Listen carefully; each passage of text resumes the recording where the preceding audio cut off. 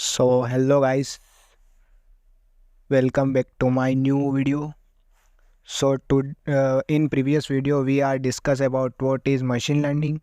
In this video we are discuss about what is application of machine learning and what is the limitations of machine learning. So let's discuss about it.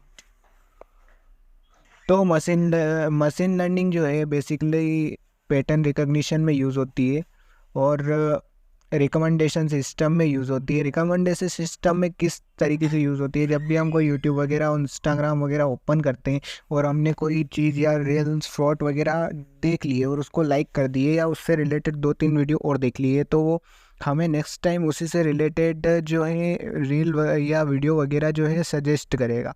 अब image processing में किस तरीके से काम आती है, image को detect करने में, इमेज को प्रोसेस करने में यूज़ होती है आर्टिफिशियल इंटेलिजेंस। उसके बाद आर्टिफिशियल इंटेलिजेंस में यूज़ होती है जो कि इंजीनियर लोगों की जॉब खा रहा है, लाइक चैट जीपीटी वगैरह। चैट जीपीटी जो है आर्टिफिशियल इंटेलिजेंस रोबोटिक्स वगैरह में यूज़ होता है ये। और ईमेल स्पैम में कैसे, जैसे कि हम जब भी ईमेल ओपन करते हैं तो वो ईमेल को अलग कर देता है, स्पैम्ड ईमेल को अलग कर देता है, पर्सनल ईमेल को अलग कर देता है, सारे ईमेल को अलग कर देता है। तो उसमें भी मशीन लर्निंग का इस्तेमाल हो रहा है क्योंकि वो स्पैम ईमेल को अलग कर रहा है। जैसे भी फ्रॉड वगैरह होते हैं तो वैसे ईमेल आ रहे हैं तो उसको अलग ही कर देता है, तो जिससे हमें पता चल जाता है कि ये स्पैम्ड ईमेल है। उसके बाद वर्चुअल पर्सनल असिस्टेंट के रूप में लाइक अपना गूगल हो गया, गूगल असिस्टेंट हो गया, एलेक्सा वगैरह हो गई, तो ये भी पर्सनल असिस्टेंट के रूप में भी काम आता है। तो इसमें भी मशीन लर्निंग का इस्तेमाल होता है। ऑनलाइन फ्रॉड डिटेक्शन वगैरह, जैसे कि मान लो कोई जंगली सर्कल है, रम्मी सर्कल वगैरह है, तो उनके कॉल वगैरह आते हैं तो हम, हाँ, ट्रू कॉलर में फ्रॉड डिटेक्शन का फीचर्स रहता है, तो उसमें भी मतलब मशीन लर्निंग का ही उपयोग होता है। तो उसमें वो फटाक से बता देता है कि हाँ ये फ्रॉड डिटेक्ट कर पा रहा है, ये मतलब स्पैम कॉल है, तो वो भी। अब लिमिटेशंस क्या क्या है, लो डेटा अवेलेबिलिटी, मतलब अगर डेटा की कम अवेलेबिलिटी होगी तो उतने ज़्यादा एक्यूरेट रिजल्ट नहीं देगा। तो वही डेफिनेशन भी पढ़ लेते। Machine learning is want to produce accurate result to need the machine learning algorithm to learn more information. ज़्यादा इन्फॉर्मेशन पड़ेगा तभी जाके एक्यूरेट रिजल्ट देगा। ओके।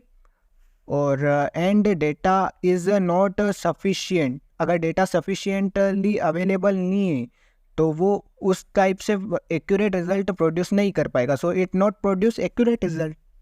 ओके। सो डेटा मतलब अच्छी तरीके से अवेलेबल होना चाहिए, और ज़्यादा डेटा और ज़्यादा इन्फॉर्मेशन अगर लर्न करेगा तो उस हिसाब से एक्यूरेट रिजल्ट प्रोड्यूस करेगा। अब एक नेक्स्ट पॉइंट क्या है, नेक्स्ट पॉइंट ये है कि एक्सपेंसिव है, मतलब इसकी कंप्यूटेशनली एक्सपेंसिव है, मतलब इसकी जो भी चीज़ें आती है लाइक हमारी स्पेस हो गई, मेमोरी हो गई और प्रोसेसर हो गया, ये सारे एक्सपेंसिव होते हैं क्योंकि इसमें हमेशा काम करना पड़ता है, तो हमें अच्छे एक्सपेंसिव चीज़ों की ज़रूरत पड़ती है। ML algorithm is computationally expensive. Okay. To train a model, किसी मॉडल को ट्रेन करने के लिए कंप्यूटेशनली एक्सपेंसिव होते हैं। There are many resources required, किसी भी मॉडल को ट्रेन करने के लिए बहुत सारे रिसोर्सेस की ज़रूरत होती है जो कि एक्सपेंसिव होते हैं, तो ये कंप्यूटेशनली एक्सपेंसिव है। ओके।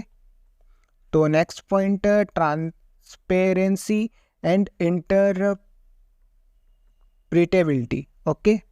सो ये नेक्स्ट पॉइंट है। The transparency and interpretability is low, transparency और इंटरप्रिटेबिलिटी लो है। It's don't reveal how a judgement, ये रिवील नहीं करती है कि जजमेंट क्या है, और was and how come to be, और ये कैसे आया है ये भी रिवील नहीं करती, मतलब इतनी इन्फॉर्मेशन देती ही नहीं है, रिवील ही नहीं करती है कि क्या जजमेंट हो सकता है और क्या होगा। Okay. So let's discuss next point, data dependency. Okay. तो डेटा डिपेंडेंसी भी इसकी लिमिटेशंस है, like machine learning need more to be quality and quantity, quality और क्वांटिटी वाला डेटा जो है लर्न करती है, तो उसके हिसाब से डेटा देती है, तो बेस्ड डेटा देती है। मतलब बेस्ड डेटा का मतलब क्या होता है कि वो एक्यूरेट रिजल्ट नहीं देती है, एक्यूरेट रिजल्ट नहीं देती है, बेस्ड डेटा देती है। तो ये एक और पॉइंट हो गया, एक्यूरेट रिजल्ट नहीं मिलते इससे।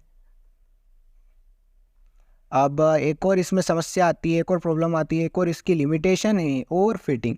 ओवर फिटिंग का मतलब क्या होता है? ओवर फिटिंग यानी या तो अपन मशीन को ज़्यादा डेटा या ज़्यादा डेटा प्रोवाइड करवा देते हैं, या मशीन में कम डेटा आ जाता है। तो ओवर फिटिंग कब आती है? जब मशीन ज़्यादा डेटा रीड कर लेती है और अंडर फिटिंग उसको सफिशिएंट डेटा नहीं मिलता है, तब ये प्रॉब्लम आती है। तो overfitting and underfitting is the problem of machine learning model. ठीक है, मैं either memorize the train data and fail to capture the pattern.